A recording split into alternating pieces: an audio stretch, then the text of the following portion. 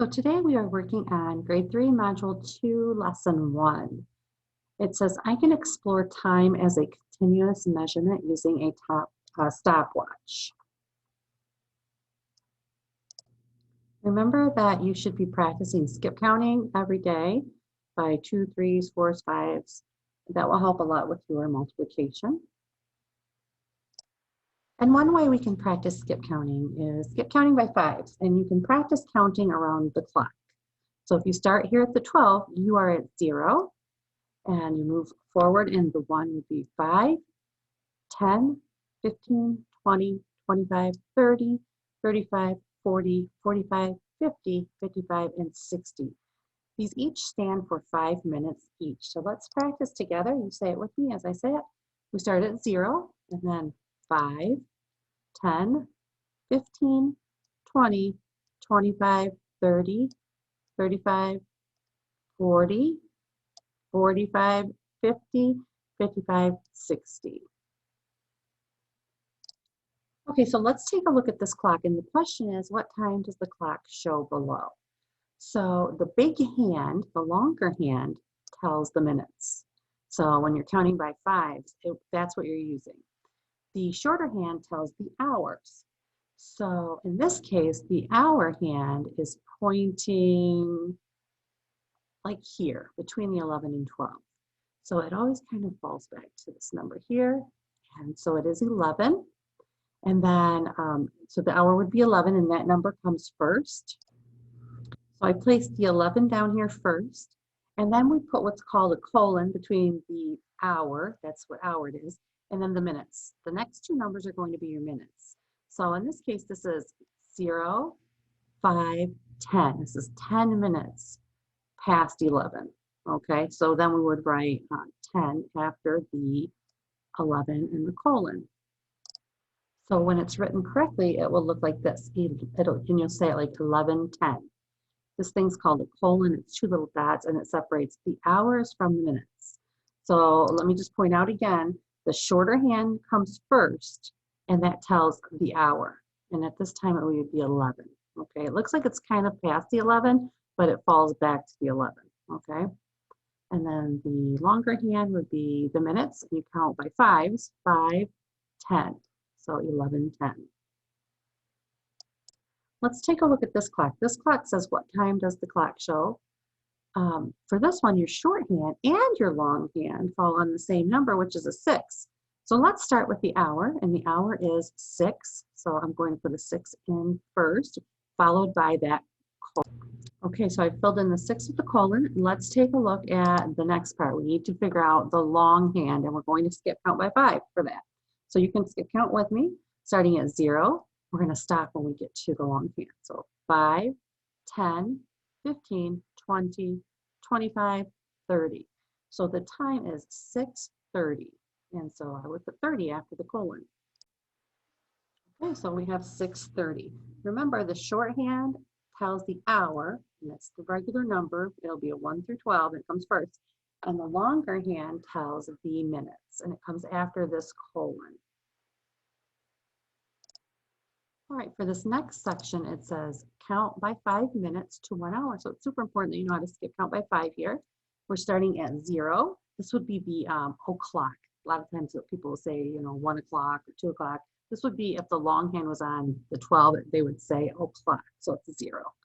And then you have 5, 10, 15, 20, 25, 30, 35, 40, 45, 50, 55, 60. There's 60 minutes in an hour. Let's count together. And we're starting at 0. Ready?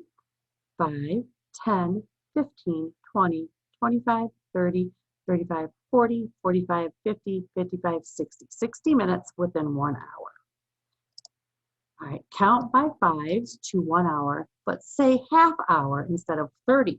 So when we get down to the 6, that would be normally a 30, and we're going to say half hour. So 0, 5, 10, 15, 20, 25, half hour, 35, 40, 45, 50, 55, 60. And see at the 60, we would say o'clock, right? All right, count by 10 minutes to 1 hour. Ooh, this is going to be a bigger jump. So we're starting at 0, Okay, so it goes 0, 10, 20, 30, or half hour, 30, 40, 50, 60. So we're doing some jumps when we do that, aren't we? Okay, so for this one, it says count by 6 minutes to 1 hour. So we're starting at 0. This is going to be a little different because 5 minutes is here, but 6 minutes is here. So this is 6, 12, 18 is here.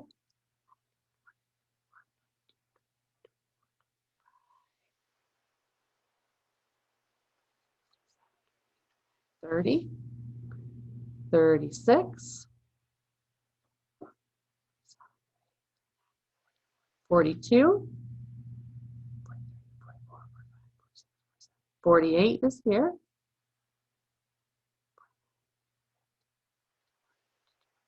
There's 54 is here. Oops, I went too far. And then 60 is back here. That was a little more difficult, wasn't it? Okay, so let's take a look at our first story problem. It says Ms. Bauer helps her kindergartners tie their shoes. It takes her 5 seconds to tie 1 shoe. How many seconds does it take Ms. Bauer to tie 8 shoes? So what we're looking at is like 8 groups of 5 seconds, right? It turns into like a multiplication. And you can actually draw pictures on your scrap paper to help you with that. Okay, so what I've done here is I've drawn all of the, I've drawn 1, 2, 3, 4, 5 shoes. I need to draw a few more. Okay, so I have 1, 2, 3, 4, 5, 6, 7, 8 shoes. I drew all the 8 shoes and I put 5 seconds inside of each shoe. So they want to know how many seconds does it take Ms. Bauer to tie 8 shoes, and you would just count all of these together by skip counting and say 5, 10, 15, 20, 25, 30, 35, 40. So it takes her 40 seconds to tie all of those shoes. And I could write that in there.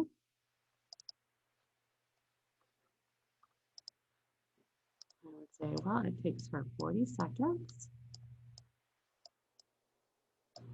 Not very good at writing with those.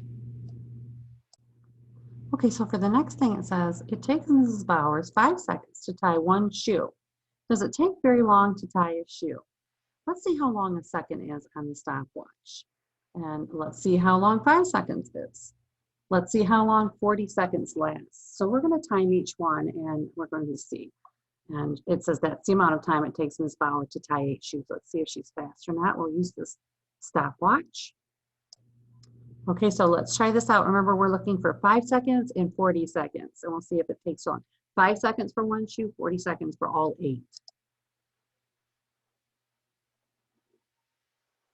There's 5 seconds. That was for 1 shoe.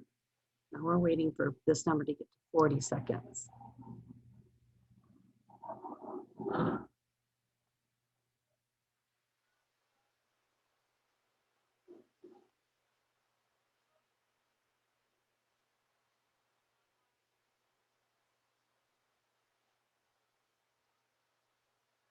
We're almost there, aren't we? I'll try and pause it right on.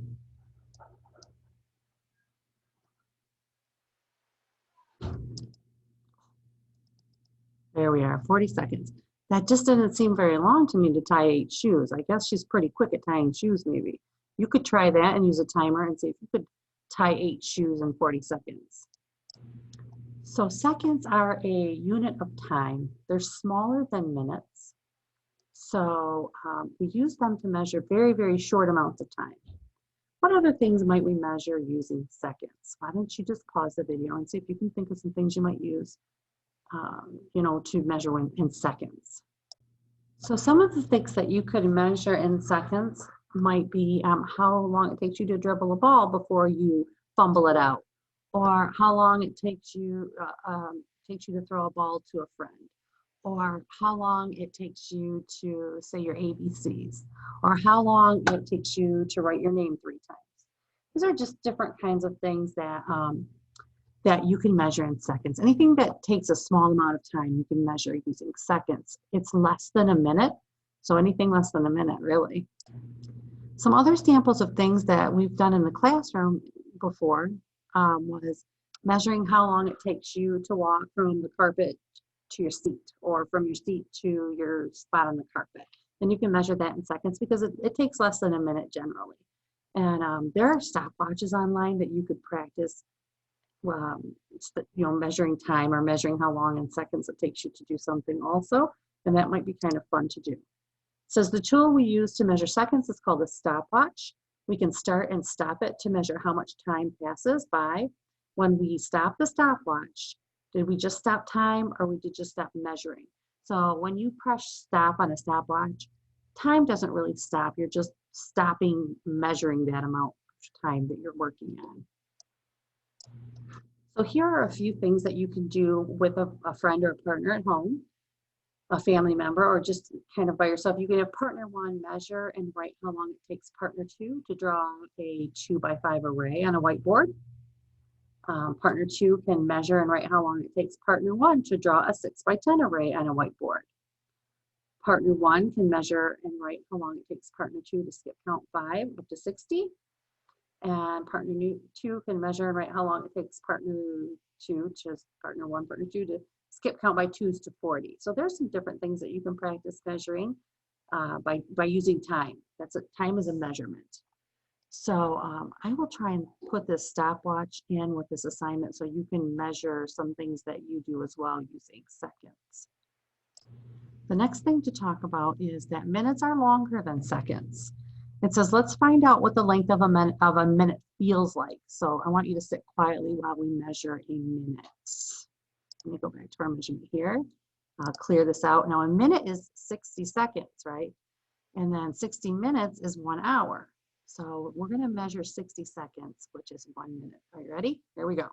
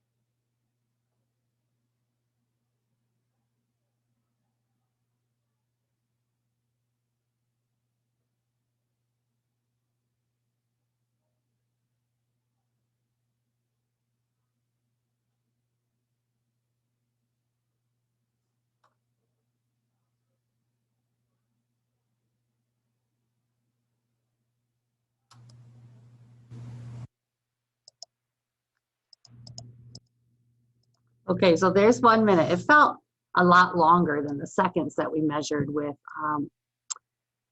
when we did the measuring for the tying of the shoes. Okay, for this next activity, it says, now I'll time a minute, which you can do at home. So if you have paper and pencil and an online measuring thing, I'll put that link in. Talk with a partner about your favorite game. See if 1 minute feels the same when you're talking than just sitting like you did. Did 1 minute feel faster or slower when you aren't watching the clock? And then think of some things that you might measure in minutes instead of seconds. So things that you measure in seconds would be shorter than things that you measure in minutes. Think about that. So another thing that you could do is with a partner, you can measure how long it takes partner 2 to touch their toes and raise their hands over the head 30 times. That's something you can measure in minutes. You could measure and write how long it takes partner 1 to touch their toes and raise their head over 20 times. Measure and write how long it takes partner 2 to draw a 2x2 array, and measure and write how long it takes partner 1 to draw a 3x3 array. Those are some things you can practice.